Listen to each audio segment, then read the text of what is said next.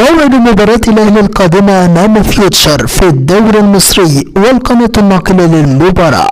في البداية متابعينا الكرام ما تنسوش تعملوا لايك للفيديو والاشتراك بالقناة وتفعيل زر الجرس.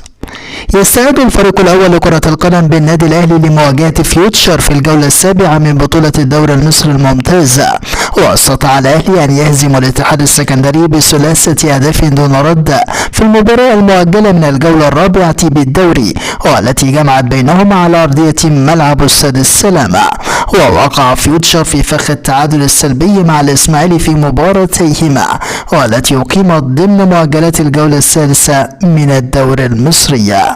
أما عن موعد المباراة، موعد مباراة الأهلي القادمة أمام فيوتشر هو يوم الجمعة المقبل الموافق 16 من ديسمبر 2022 في تمام الساعة 6 مساء بتوقيت الجزائر والمغرب وتونس، 7 مساء بتوقيت مصر وفلسطين والأردن وسوريا والسودان ولبنان وليبيا، 8 مساء بتوقيت السعودية والعراق والكويت وقطر والبحرين واليمن، 9 مساء بتوقيت الإمارات وسلطنة عمان.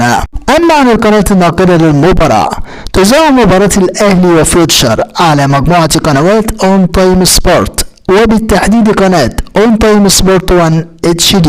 ويتصدر الأهلي ترتيب الدوري برصيد 18 نقطة، بينما يتواجد فيوتشر في المركز الثالث برصيد 14 نقطة، ويأتي الاتحاد خلفهما في المركز السادس. متابعينا الكرام، نحن في انتظار انتهاء المباراة، ولا تنسوا الإعجاب بالفيديو والاشتراك بالقناة.